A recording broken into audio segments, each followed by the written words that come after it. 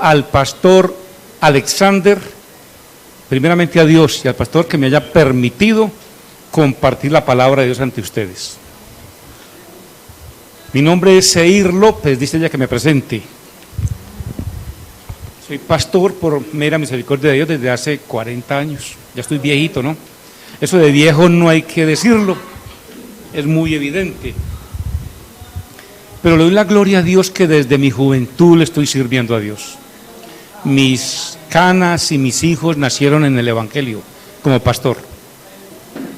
Así que en esta noche quiero que leamos la palabra de Dios, San Lucas capítulo 2, versículo 8 al 20, una palabra que usted nunca ha escuchado, una palabra nueva que a mí me ha bendecido, me ha tocado a mí. Y yo digo que si me ha tocado a mí, también usted lo va a tocar en esta noche. Capítulo 2 de San Lucas, versículo 8 hasta el 20. Sí. Sí, podemos leer acá directamente. Muy bien, hermano, muchas gracias. Dice así la palabra de Dios: los ángeles y los pastores. Versículo 8: y habían pastores en la misma región que velaban y guardaban las vigilias de la noche sobre sus rebaños. Y aquí el ángel del Señor vino, se le presentó un ángel del Señor, y la gloria del Señor los rodeó de resplandor, y tuvieron gran temor. Mejor leo de acá.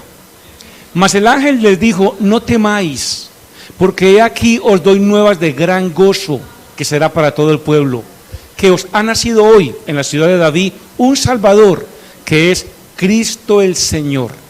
Y esto os será por señal: hallaréis al niño envuelto en pañales, echado en un pesebre. Y repentinamente fue con el ángel una multitud de los ejércitos celestiales que alababan a Dios y decían: gloria a Dios en las alturas, y en la tierra paz, buena voluntad para con los hombres. Y aconteció que como los ángeles se fueron de ellos al cielo, los pastores dijeron los unos a los otros: pasemos pues hasta Belén y veamos esto que ha sucedido, que el Señor nos ha manifestado. Y vinieron aprisa y hallaron a María y a José y al niño acostado en el pesebre. Y viéndolo hicieron notorio lo que les había dicho del niño. Y todos los que oyeron se maravillaron de lo que los pastores les decían. Mas María guardaba todas estas cosas, confiriéndolas en su corazón. Y se volvieron los pastores glorificando y alabando a Dios de las cosas que habían oído y visto, como les había sido dicho. Padre, que esta palabra que voy a compartir bendiga a cada uno de los que estamos en este recinto. Que esta palabra nos toque, nos redarguya, nos haga reflexionar, meditar, nos haga arrepentirnos y modificar conductas de nuestra vida. Bendice esta iglesia, bendice al pastor Alexander, su esposa Claudia, su niño Santiago, bendice al copastor Johnny, a su esposa Dorita, bendice a los hermanos, los líderes de la iglesia. Ministra en cada hermano, en cada hermana, en cada niño, con tu presencia. Padre, gracias por esta linda oportunidad, en el nombre de Jesús. Amén. El mundo católico y cristiano celebran la Navidad en el mes de diciembre. Todavía estamos en diciembre. Diciembre es el mes de la Navidad. La verdad es que la Navidad sin Jesús es meramente fiesta mundana. Es una fiesta y es triste ver cómo el mundo celebra y se emborrachan y se dan regalos, pero Jesús por ninguna parte. Se olvidan de que Jesucristo es el centro del universo y debe ser el centro de nuestra vida. Muy interesante lo que la Navidad enseña desde el punto de vista bíblico. Y me permití preparar este mensaje para ustedes muy especialmente sobre 6 enseñanzas, o más bien 6 principios que la Navidad nos deja 6 principios que nos ayudarán a recordar todo lo que somos, todo lo que tenemos, todo lo que heredamos a través del nacimiento del Señor Jesucristo.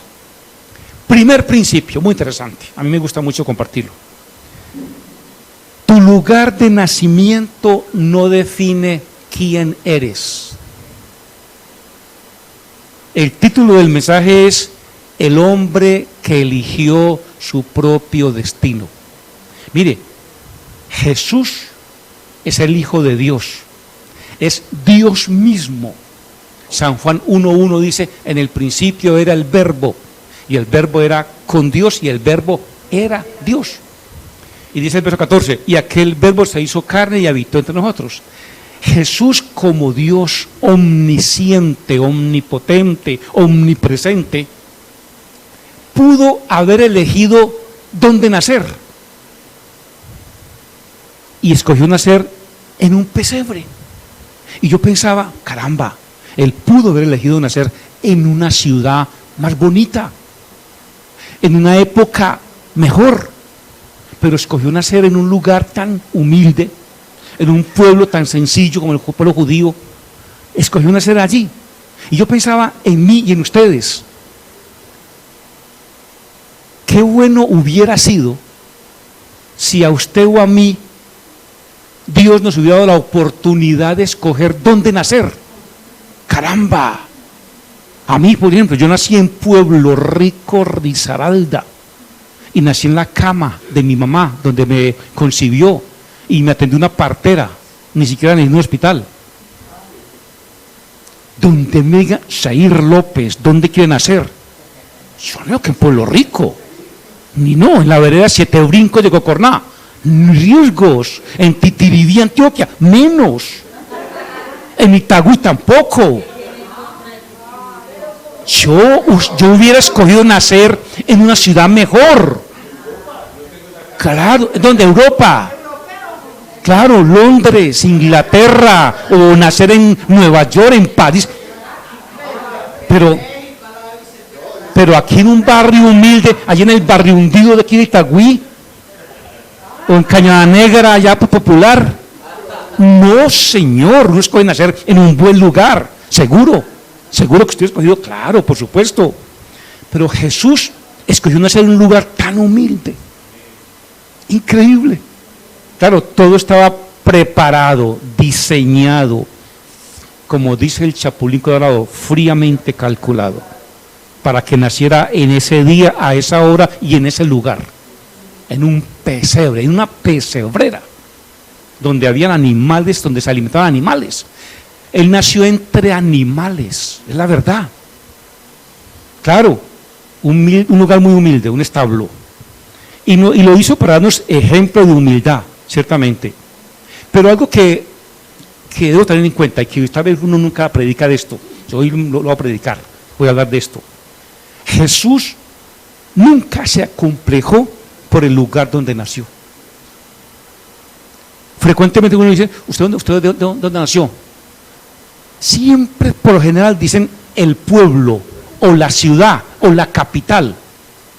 Pero nunca dicen, no, yo nací en Morroplancho del municipio de Ansá. Nunca. No, nací en Ansá, o no, nací en Medellín. Sí, claro, claro. Nunca dicen eso. Claro, siempre trata uno de ocultar el lugar donde nació, siempre que le da pena. Jesús nunca se acomplejó, nunca. ¿Sabe? María dio a luz a su hijo en un pesebre, pero Jesús nunca se creyó un animal.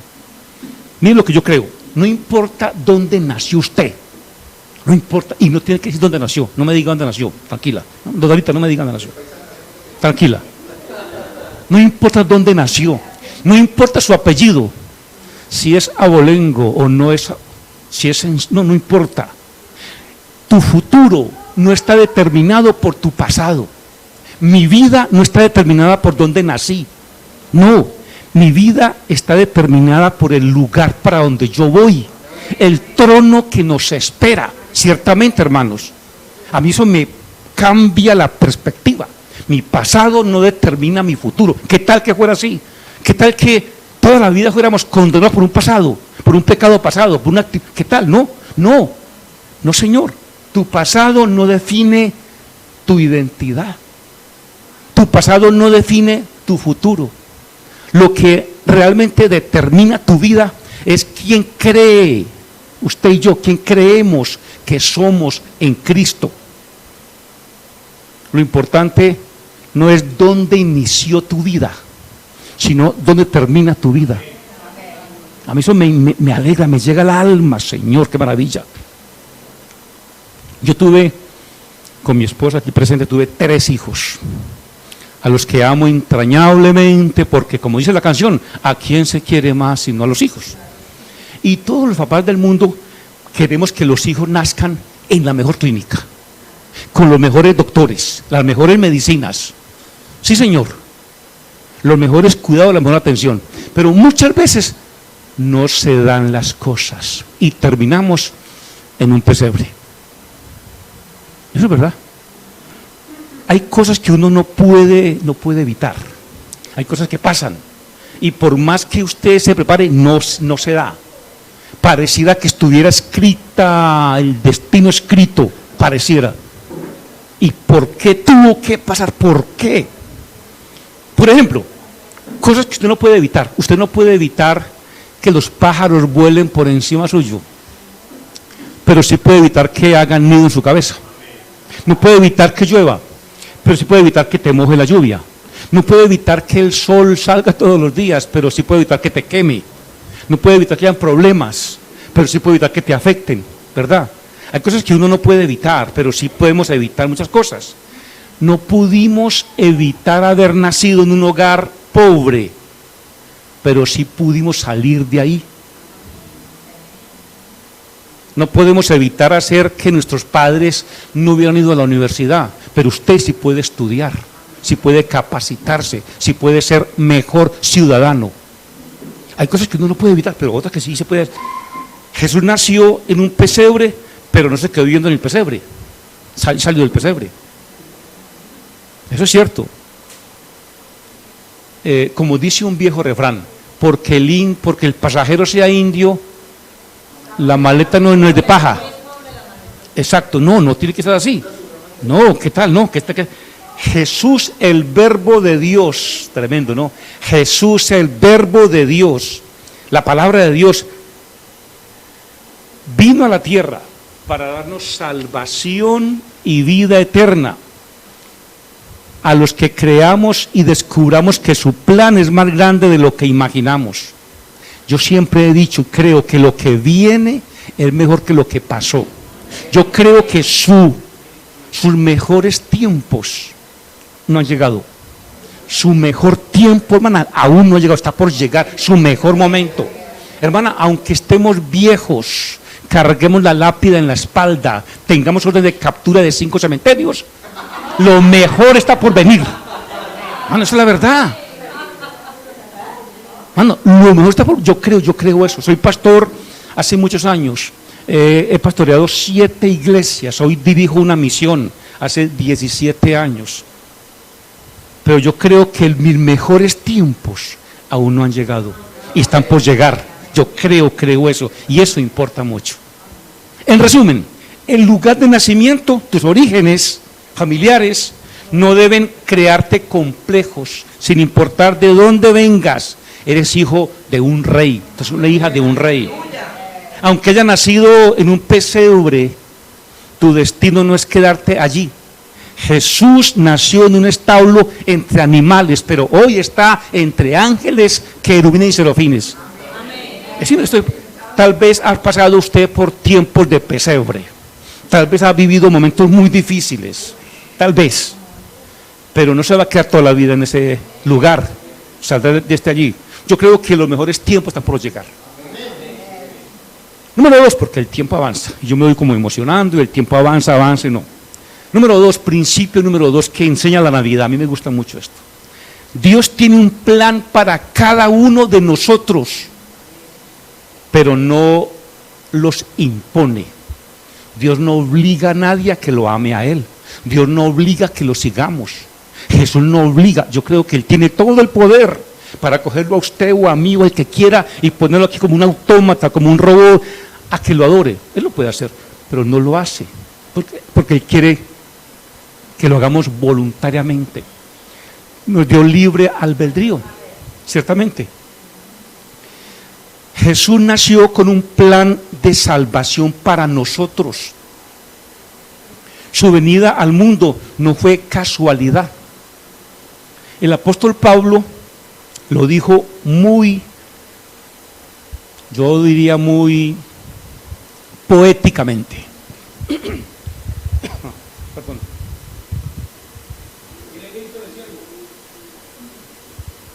No, mano, está bien. Prefiero un chocolate con un buñuelo y una empanadita. No, parce. Dice en Gálatas capítulo 4, verso 4 al 7. Dice, pero cuando vino el cumplimiento del tiempo, Pablo habla hermoso, me encanta cómo habla el apóstol Pablo.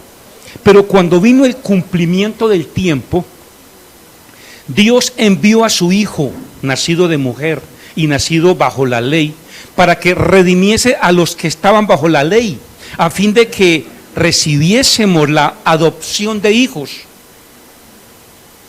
Y por cuanto sois hijos, Dios envió a vuestros corazones el espíritu de su Hijo, el cual clama, Abba, Padre.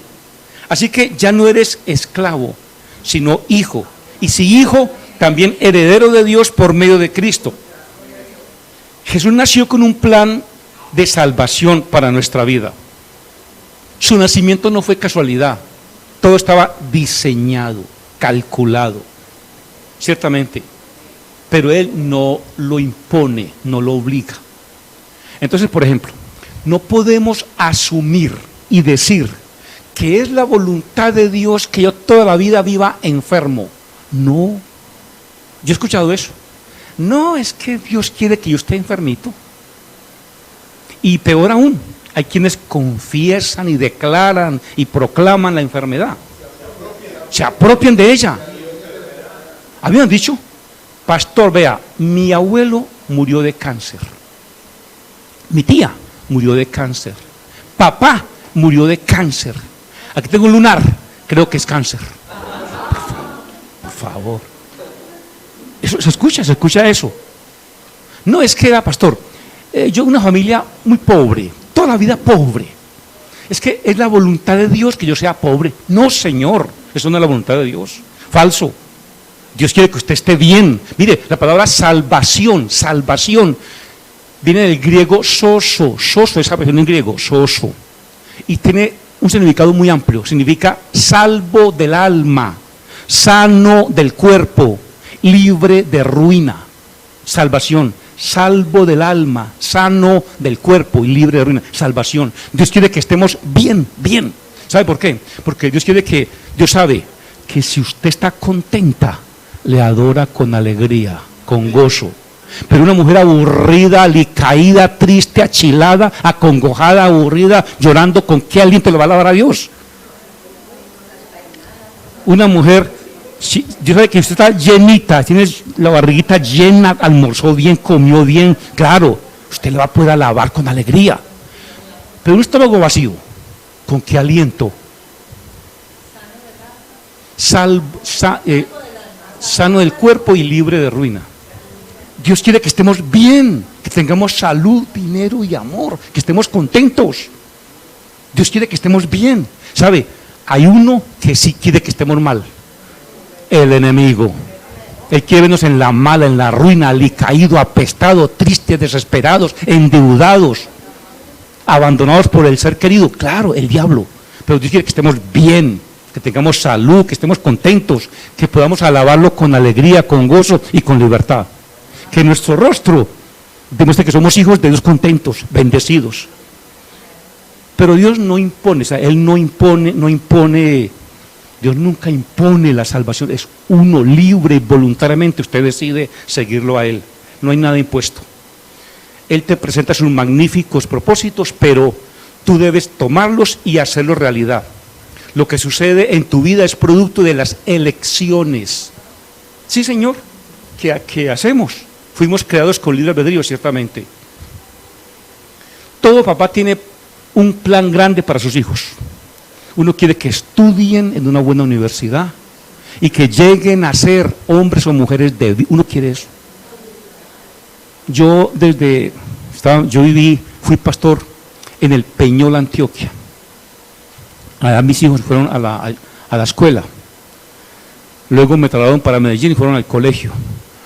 Siempre yo era el que estaba pendiente de mis hijos, siempre. Yo me iba para el colegio, cómo van los hijos, cómo van mis hijos acá. Y algunas veces llegué a castigar con correa a mi hijo al frente del grupo. Claro, yo estaba al pie de mi hijo, por supuesto.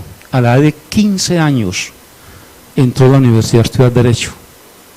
Cuando tenía 21 años ya era abogado, mi hijo. Yo encima de él. Recuerdo que aún yo iba a la universidad. Estudié en la Autónoma Latinoamericana, yo iba a la universidad. ¿Cómo va mi hijo? A mí me dijo un día un profesor: usted es el único papá que viene a preguntar a la universidad cómo va su hijo. Claro, yo pago la universidad, yo la pago, por supuesto, y soy bien costoso, obvio. Pero tiene que pararse aquí todo el día para que hable con cada maestro. Yo me quedé todo el día allá, hablé con cada maestro cómo va mi hijo. Claro, uno se imagina para los hijos cosas buenas. Mi gran sueño era que en mi casa hubiera un médico, y no, 2 abogados, una licenciada en música. Cuando mi hija se graduó como abogada, ese día de la universidad se graduaron 2 niñas como médicos. Yo disfruté, fue viendo a esas 2 niñas. Y mi hija: papá, ¿y yo qué? Papá, y yo estaba allá viendo el juramento hipocrático, todo tan bonito.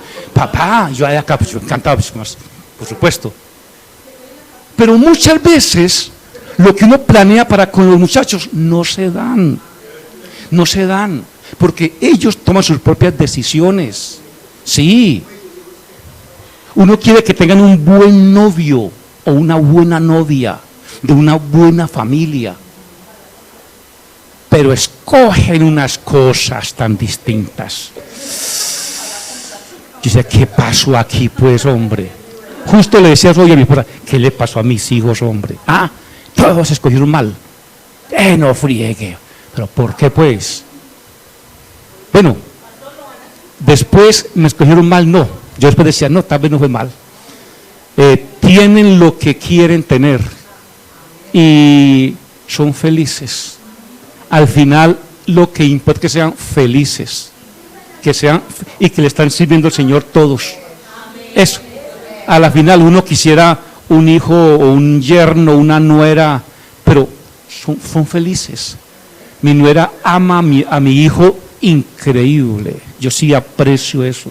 Lo ama, y yo le agradezco, es que ama a mi muchacho. Yo sé que él no es tan merecedor de tanto amor a veces, pero ella lo ama demasiado.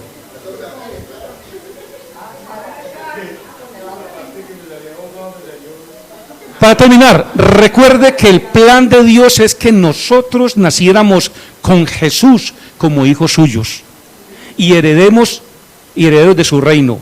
El mayor regalo de la Navidad es la oportunidad de nacer de nuevo y recibir la herencia que nuestro Padre ha preparado para cada uno.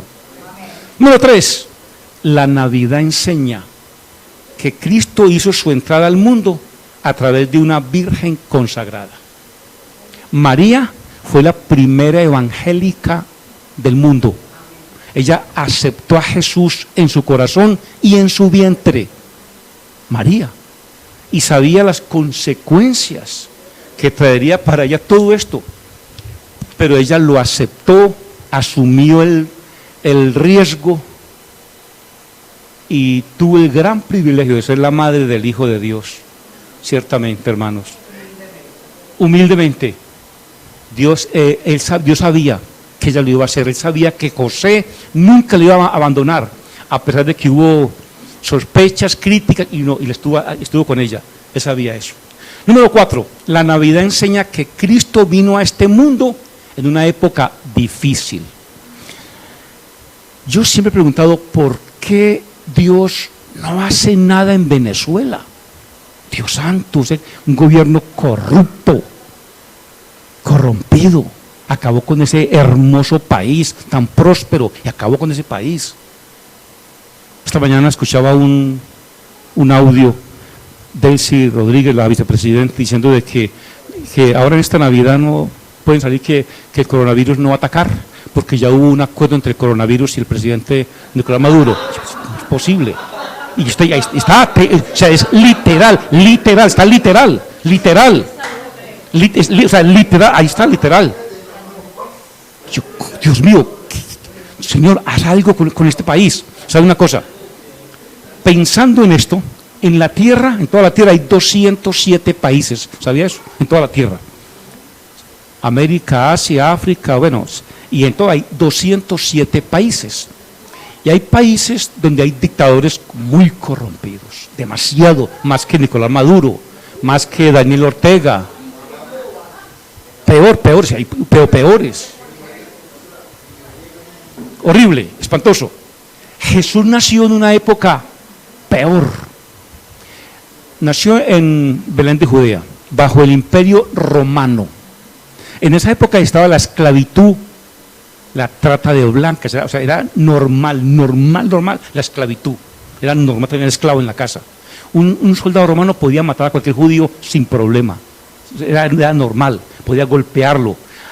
Había altísimo grado de analfabetismo. La salud, si hoy es mala, en aquella época era peor. Era espantoso. Era la educación, Dios mío, nada. La injusticia, los impuestos arriba.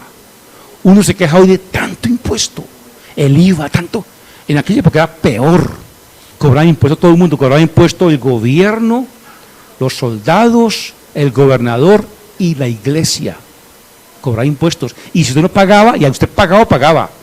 Si no, iban a su casa y se llevaban todo lo que tuviera, y si no tenía, se llevaban a su hijo como esclavo. Una gran injusticia. Jesús nació en esa época de alta esclavitud, una época difícil. Y yo pregunto, Señor, ¿usted qué hizo? Un día me puse a investigar en la Biblia, a leer. Señor, ¿qué dijo el Señor? ¿Qué hizo el Señor en cuanto al gobierno? Un día alguien le preguntó, Señor, ¿es lícito dar tributo al César? Y entonces él dijo, ¿de quién es la moneda? Del César. Le dijo él, dele al César lo que es del César y a Dios lo que es de Dios. Ese pasaje tiene una profundidad teológica increíble, porque le mostraron la imagen y él dijo, ¿de quién es la imagen? O sea, habla de la imagen. La imagen es la palabra clave en ese pasaje, la imagen. Entonces, dele al que tiene la imagen lo que es de la imagen, o sea, dele al hombre, pero dele a Dios, al que tiene la imagen de Dios, lo que es de Dios. Impresionante, hermanos. Pero respecto a lo de la política, que va a ganar Petro, que va a haber expropien, que va a haber Jesús, Señor, haz algo. Impide que gane Petro, que tampoco es Uribe. Señor, mira que estamos. Bueno, Jesús nació en peores circunstancias. Y el objetivo de él no era venir a dar solución política a la tierra, era otro muy distinto. Y a mí eso me dio paz. ¿Qué me dice él? Busquen primeramente el reino de Dios y su justicia, y lo demás vendrá por añadidura.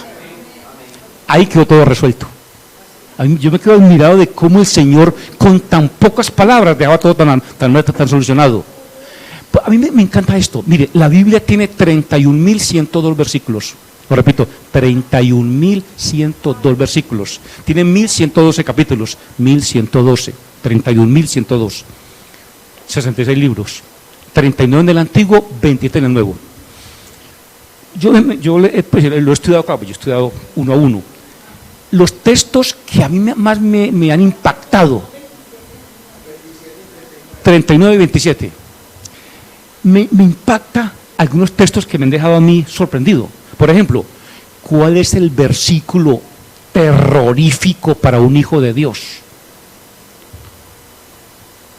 Jueces 16:20. Dice, Sansón estaba entretenido con Dalila. Y ella le dijo a él: Sansón, los filisteos contra ti. Y Sansón dijo para sí mismo: esta vez me levantaré como las otras y a todos los voy a ganar. Y dice el versículo 20, Jueces 16:20, pero él no sabía que el Espíritu de Dios ya se había apartado de él. Eso es el versículo terrorífico para un hijo de Dios, que se aparte el Espíritu Santo de Dios. Decía el salmista: aunque mi padre y mi madre me dejaren, con todo Jehová me recogerá. Que me deje mamá, papá, la mujer, el amigo, el perro o el gato, pero que no me deje el Espíritu de Dios. Eso es verdad. Hay otro versículo espantoso. Jesús le dijo a los de la izquierda: apartados de mí, malditos al fuego eterno. Tremendo, ¿no? Impresionante, ¿no? Pero el versículo que más me impacta a mí, que más me gusta a mí, está en San Juan capítulo 8. San Juan 8. Parecido a lo que acabo de leer. San Juan 8 habla de la mujer que fue sorprendida con la mano en la masa. Ella fue llevada a Jesús en tal como nació, totalmente desnuda. Y ella, a esta mujer le esperaba la muerte más espantosa del mundo, a punta de piedra. La historia enseña que cuando ocurrió, porque ocurrió muchas veces allá, que terminó era un montículo de piedras ensangradas. Terminó la mujer reventada, la cabeza vuelta a nada. A esta mujer esperaba la muerte más espantosa. Y yo un día me puse a hacer conjeturas yo mismo, o sea, me empeliculé. Si esa mujer fuera la hija mía, mi hija Ana María o mi hija Laurita, ¿yo qué hubiera hecho? No, yo vuelo, hablo con el rey Herodes, su majestad rey Herodes. Vengo para que me ayude, van a matar a mi hija. El rey. Pero el rey no puede hacer nada, que él era un poder político. Nada, no puede hacer nada en ese caso. No, entonces voy y hablo con el gobernador, Poncio Pilatos. El gobernador, el poder de Roma. Él era un poder militar, tenía soldados. Pero tampoco porque ellos habían violado la ley de Moisés.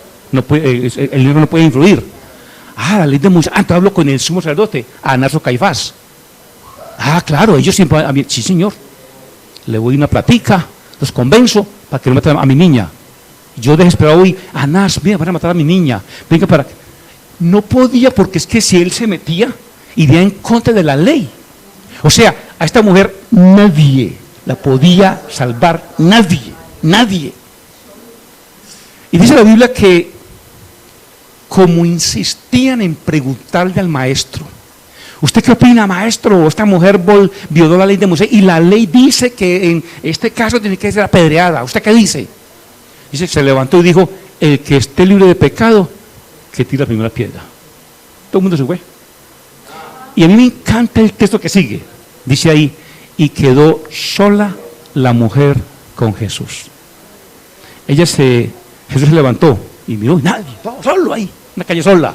Y le dijo: mujer, ¿dónde están los que te acusaban? ¿Ninguno te condenó? Y ella dijo: ninguno, Señor. Sí, yo menos. Sí, vaya, yo menos. Yo no he venido aquí. Vaya, si yo pequé más. Pero lo que me impacta a mí es esto. Quedó sola la mujer con Jesús. O sea, el mejor lugar del mundo es a solas con Jesús. El mejor rincón del mundo, a solas con Jesús. El mejor sitio para uno descansar, a solas con Jesús. A mí me encanta ese versículo, me gusta mucho.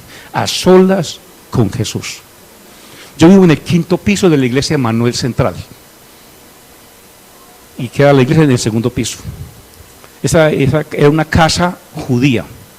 Y el pastor Eduardo la compró en 1970 a un judío. Según el pastor, con un pastor de la iglesia de Alianza, se compraron las dos casas. Iba de lado a lado, a mitad, para acá. Ahí está, ahí el pastor hizo aquí la iglesia. Le echó columnas inmensas de grandes. Para mí es tan agradable ese lugar en la noche, a solas allá. Para mí es el mejor lugar del mundo. Mis más grandes batallas, mis grandes problemas, ahí en el rinconcito de la columna, allá en el fondo, solo, a solas con Jesús. He podido ver la mano de Dios obrando. El mejor rincón del mundo, a solas con Jesús. La Navidad enseña que Cristo vino a este mundo en una época difícil. Número 5, la Navidad enseña la compasión de Cristo hacia la humanidad pecadora.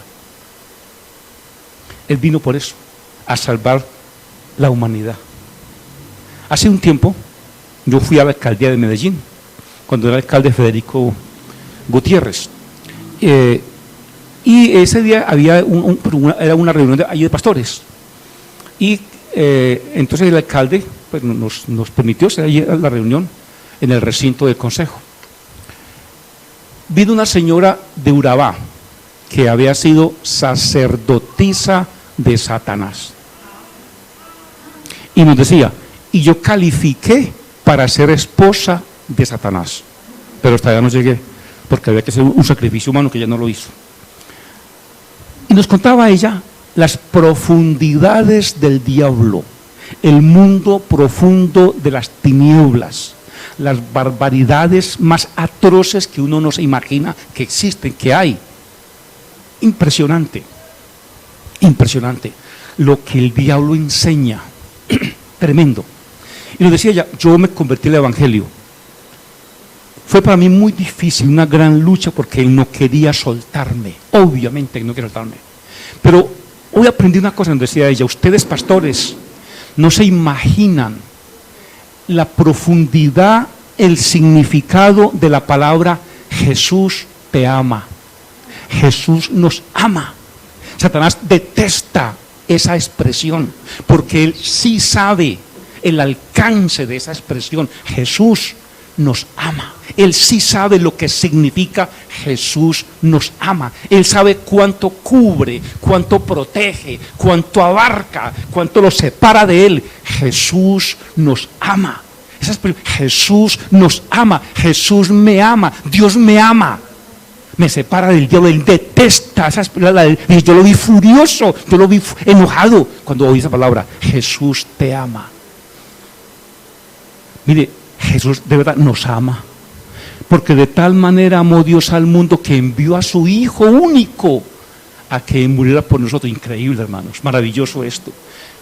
Por usted y por mí, vil pecadores, indignos, somos indignos, usted y yo y usted, indignos del amor de Dios, indignos. Pero Jesús nos ama. ¿Saben por qué? La Biblia enseña que los ángeles, que Dios creó, los ángeles, no tienen corazón. ¿Sabía eso? Un ángel no tiene corazón. En una ocasión la Biblia dice que Dios envió un ángel y mató 180,000 en una noche, sin misericordia. Un ángel no le duele, no siente, él obedece, simplemente obedece. Él cumple órdenes y hace lo que tiene que hacer, sin compasión, sin lástima, porque él no tiene corazón. Pero Jesús sí tiene corazón, sí tiene, y por eso él ama, y él nos ama. Eso es maravilloso. Él nos ama porque tiene corazón, y es un corazón grande que nos ama de tal manera que llegó a dar su vida por nosotros. Increíble, hermanos. A mí eso me llega al alma, y cuando lo reconocemos, no queda más que, Señor, gracias por amarme tanto. Inmerecido, indigno, pero me ama, Señor, me ama. Y dice el Salmo 138, versículo 8, Jehová cumplirá su propósito en mí. El Señor cumplirá en usted, hermana, en usted, cumplirá su propósito, sí o sí. El Señor cumplirá su propósito en mí, ciertamente, hermanos. Y número 6, último punto que enseña la Navidad. La Navidad enseña la prioridad de Dios para con la humanidad. A mí eso me gusta mucho. Mire, si la necesidad más grande del hombre hubiera sido lo económico, Dios hubiera enviado un banquero, ¿cierto? Si la necesidad más grande del hombre hubiera sido la seguridad, Él hubiera enviado un policía. Si la necesidad más grande del hombre fuese un mejor empleo, tal vez le hubiera enviado un empresario que generara empleo. Si la necesidad más grande del hombre fuese la salud, le hubiera enviado entonces un médico. la clínica. Pero Dios sabía que la necesidad más grande del hombre es la salvación. Y por eso vino Jesucristo a salvarnos, a darnos salvación. Porque nosotros, la verdad, a mí esto me impacta mucho. Nosotros tenemos tanta ignorancia de lo que es Dios, quién es Dios. Apenas, escasitamente, sí sabemos, apenas lo poquito que hemos aprendido. Pero realmente no sabemos realmente quién es Dios, quién es Jesús.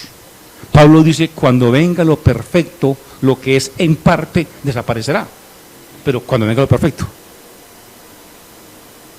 ¿Sabe? Cuando estemos con Jesús, entenderemos realmente quién es Jesús. Ahí sí comprendemos el alcance, la dimensión, lo ancho, lo profundo, lo inmenso de quién es Jesús, ¿verdad? De su nombre. Ahí lo entenderemos. Sí, Cristo vino a este mundo para dar perdón a los pecadores que le pidieran que les perdonara. Cristo vino a este mundo a rescatar naciones de la autodestrucción del pecado. Vino a servir y no a ser servido. Vino al mundo para darnos ejemplo de cómo alcanzar al mundo con la palabra, con la palabra. 6 principios que enseña la Navidad. Número 1, tu lugar de nacimiento no define quién eres. Dios tiene un plan para cada uno de nosotros, pero no los impone. 3, la Navidad enseña que Cristo hizo su entrada al mundo a través de una virgen consagrada. 4, la Navidad enseña que Cristo vino a este mundo en una época difícil. 5, enseña que la compasión de Cristo por la humanidad pecadora. Y 6, enseña la prioridad de Dios para con la humanidad. Usted y yo somos prioridad para Dios. Eso es verdad. Hace tiempo alguien escribió un poema, sí, creo que un poema. Dice así: nació en una oscura aldea, hijo de una mujer campesina. Creció en otra aldea donde trabajó como carpintero hasta la edad de 30 años. Entonces enseñó, predicó el evangelio y sanó toda enfermedad y toda dolencia. Nunca escribió un libro, nunca tuvo una oficina, no estableció una familia, ni poseyó un hogar, no fue a la universidad, nunca visitó una ciudad grande, nunca viajó a más de 320 kilómetros del lugar de su nacimiento, nunca hizo ninguna de las cosas que se asocian usualmente con la grandeza, jamás presentó credenciales porque él era su propia credencial. Había llegado apenas a la edad de los 30 años cuando la corriente de la opinión pública se volvió en su contra. Sus amigos huyeron, fue entregado a sus enemigos y se le sujetó a la farsa de un juicio. Fue clavado en una cruz entre 2 ladrones. Mientras agonizaba, sus verdugos echaban suerte sobre sus ropas, única propiedad que tuvo en este mundo. Cuando murió fue depositado en una tumba prestada. 20 siglos han pasado y ahora es la figura central de la raza humana y guía del progreso del hombre. Ni todos los ejércitos que han marchado, ni todas las escuadras que hayan navegado, ni todos los parlamentos que hayan sesionado, ni todos los reyes que hayan reinado, puestos juntos, habrán afectado la existencia del hombre sobre esta tierra como lo ha hecho esta única vida central de todos los siglos. No fue médico y curó todas las enfermedades. No fue abogado y explicó todos los principios básicos de la ley. No fue escritor e inspiró las obras cumbres de la literatura. No fue poeta ni músico y es el alma de todos los poemas inmortales. No fue artista y llenó de luz a los genios de todos los tiempos. No fue estadista y fundó las más sólidas instituciones de la sociedad. No fue general y conquistó a millones de corazones en el mundo. No fue descubridor y demostró a los mortales los mundos de la inmortalidad. Jesucristo. Y saber que está a nuestro lado y que está a nuestro servicio y que nos ama. A mí eso me llega al corazón y me inspira a seguir adelante. La Navidad enseña cosas, ¿verdad?, muy interesantes. El tiempo se fue y la comida nos espera. ¿Vamos a orar? Aleluya. Padre, gracias por la palabra. Permite que esta palabra se quede plasmada en el corazón de cada uno de los que estamos en este recinto. Bendice a mis hermanas, a mis hermanos, y que esta palabra siga hablando, siga enseñando, siga inspirando, motivando. Que el Espíritu Santo siga obrando en nuestras vidas. Padre, gracias por ayudarnos, por levantarnos, por sustentarnos. Gracias, Padre, por esta hermosa iglesia. Sigue bendiciéndoles y prosperándoles, Padre, en el nombre de Jesús. Amén. No, Dios les bendiga.